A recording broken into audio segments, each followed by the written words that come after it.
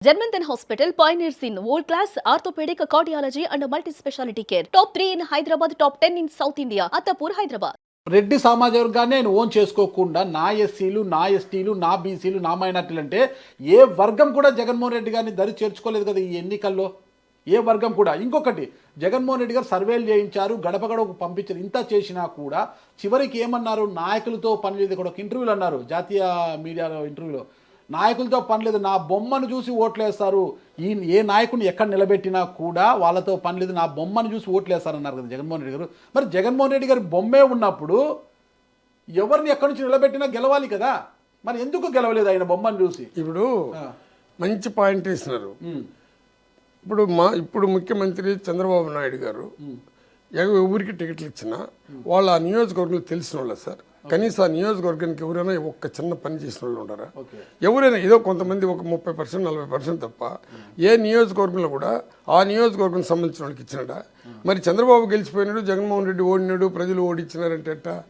ఆయన ఇచ్చింది ఒక్కరినైనా వాళ్ళ నియోజకవర్గంలో ఉండేవాళ్ళని ఎవరో కొంతమందిని మా పార్టీ నుంచి వద్దు అనుకుని పోయిన వాళ్ళకి ఇచ్చినాడు, టికెట్లు ఇచ్చినాడు, వాళ్ళు గెలిచినారు.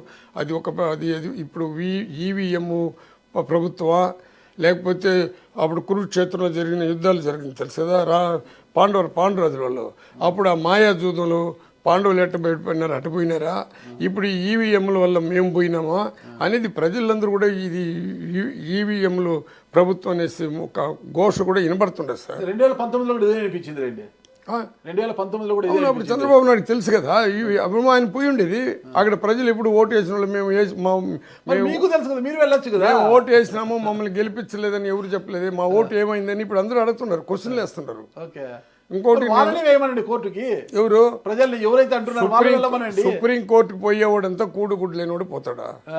కోర్టులు కూడా డబ్బు ఉండాలి, సాయం చేయండి. మాకు డబ్బులు ఉంటే సార్ సాయం. మీరు కావాలంటే నా పైన మొత్తం ఎంక్వైరీ చేసుకోండి, నేను కంప్లీట్గా వదులుతా. ఎంక్వైరీ చేసి నేను రాజకీయంలో ఎక్కడైనా ఒక ఎకరా సంపాదించున్నా, నేను ఎక్కడైనా ఇండ్లు కట్టుకుని ఉన్నా చేసుకున్నా. మా పిల్లకాయల ముగ్గురు కూడా మంచి పొజిషన్లో ఉండరు. వాళ్ళకి బ్యాంకులు ఎంత డబ్బు ఇచ్చారు, వాళ్ళు ఎక్కడైనా ఇండ్లు కట్టుకుంటున్నారో లేదో కనుక్కోండి మీరు.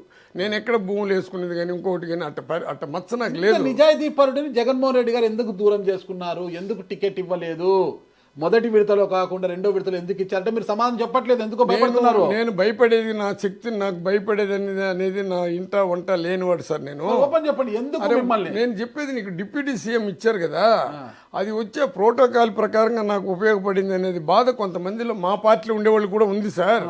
దాన్ని ఎట్ట తిప్పాలనేది ఇప్పుడు జగన్మోహన్ రెడ్డి ఆయన స్వయంగా నిర్ణయాలు తీసుకుని ఉంటే అది వేరే పని గుర్తించింది. 24 గంటలు ఆయన దగ్గరికి పోయి ఏదో ఈ సర్వే చేసిన వాళ్ళు కూర్చొని ఈ సర్వేలు చూపించి ఆ మైండ్ని దెబ్బతీశారు. అంతేగాని నన్ను ఎవరు దెబ్బతీసినారంటే నేను ఓపెన్గా చెప్తున్నాను కదా, డిప్యూటీ సీఎం పదవి రాకపోతే ఇంకోటి కూడా గడప గడప ప్రోగ్రాం కానీ పూర్తిగా మనం చేయకుండా కానీ పోయి ఉంటే ఏ గ్రామంలో ఏమేమి జరిగేది కూడా తెలుసుకొని ఉంటాం సార్. దీనివల్ల కొంత నష్టపడిపోయినామని నేను ఓపెన్గా చెప్తున్నాను కదా, దీనికి భయపడేది ఏముండదు. ఇప్పుడు ఎవరు అంటుంటేను మీరు శకుని గారు దేనికి సార్ వచ్చి చేరినారు? శకుని ఎందుకు చేరినాడు దుర్యోధనతో? శకుని వచ్చి దుర్యోధను మెచ్చుకోవాలన్నా?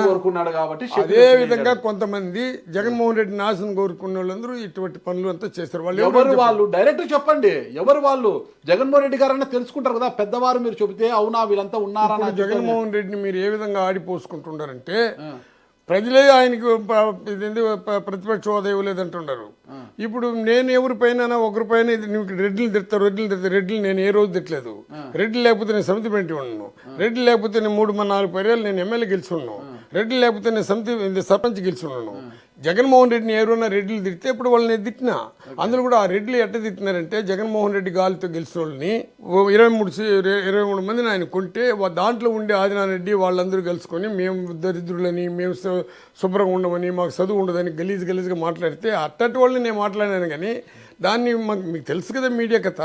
ఎందుకంటే మేము ఒక దళితులు కాబట్టి ఎదిగేది ఎవరికి ఇష్టం ఉండదు.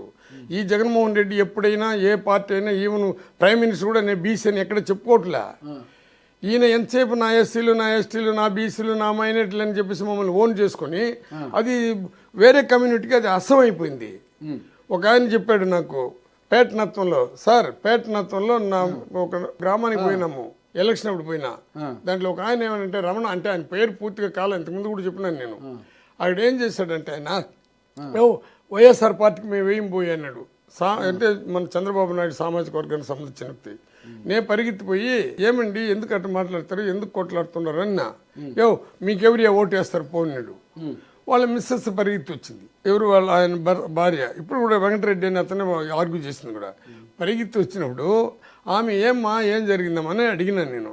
అన్నా ఏందన్నా అన్నీ చేస్తుండన్నా మా ఇంటానికి తెక్కలు అన్నా వదిలేనా నువ్వు, ఆయన ఏం చేయలేదు. దానికి ఆయన ఏమన్నాడంటే, మనకు 2 ఎకరాలు ఉండదే, మనకు మిషన్ ఉండేది, బావి ఉంది, మనకేమన్నా ఎవరైనా మాల కానీ మాదిగోళ్ళు కానీ గొల్లోళ్ళు కానీ బీసీలు కానీ ఎవరైనా పనికి వస్తుండరా, వాళ్ళకి పథకాలు వేసిన దానివల్ల రాలేదని చెప్పేసి మాట స్టార్ట్ చేశాడు అక్కడ. ఇది జనరల్గా ఎందుకంటే ఒక ఎస్సీలుగా ఉండేవాళ్ళు ఎస్టీలుగా ఉండేవాళ్ళు ఒకరి దగ్గర పోయి డబ్బులు తీసుకొని బతికే రోజులు చాలా రోజులు జరిగినప్పుడు ఇప్పుడు జగన్మోహన్ రెడ్డి వచ్చినాక ఆ పరిస్థితి దూరం అయింది. కాబట్టి దీన్ని ఏం చేస్తున్నారంటే అన్ని రకాలుగా ఉపయోగించుకున్నారు. ఏ విధంగా దెబ్బతీయాలో ఆ విధంగా దెబ్బతీశారు.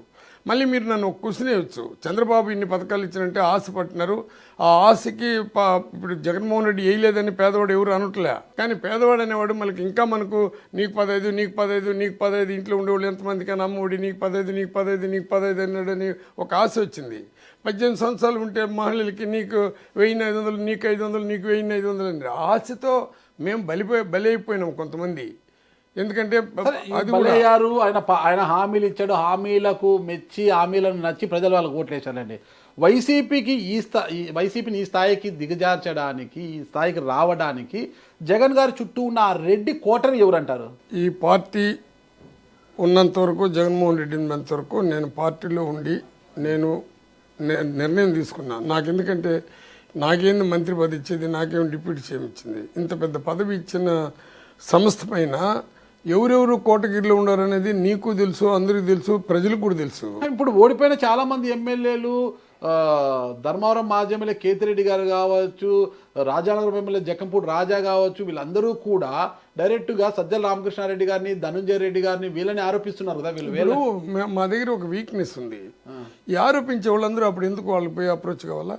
ఈ ఆరోపించే వాళ్ళు ఈరోజు ఓడిపోయినాం, పార్టీ పెట్టకపోతే జగన్మోహన్ రెడ్డి పార్టీ పెట్టిపోతే ఒకడు కూడా ఎమ్మెల్యే ఉండడు, ఒకడు ఎంపీ ఉండడు, ఒకడు రాజ్యసభలో ఉండరు. రాజ్యసభకి ఎక్కడైనా ఎస్సీలు కానీ బీసీలు కానీ పంపించిన చరిత్ర ఉన్నదా చంద్రబాబు నాయుడు? ఈరోజు రాజ్యసభలో ఉండేవాళ్ళు ఎవరు? మొన్న కూడా కృష్ణ చెప్పాడు మొన్న. ఈరోజు రాజ్యసభలో ఉండేవాళ్ళు ఎవరు? ఎస్సీ ఎస్టీ బీసీలనే పంపించాడు. ఎందుకు ఎస్టీలని పంపించాలా? ఎస్సీ పంపించినాడు, బీసీని పంపించాడు. ఎందుకు పంపించాడు ఆయన? వాళ్ళకి కూడా రాజ్యసభలో ఒకప్పుడు రాజ్యసభ అంటేనే పెద్ద మేధావులు ఉండే సభ అన్నారు. సుమన్ టీవీలో మీ పర్సనల్ అండ్ బిజినెస్ ప్రమోషన్స్ కోసం కింది నెంబర్కి కాంటాక్ట్ చేయండి.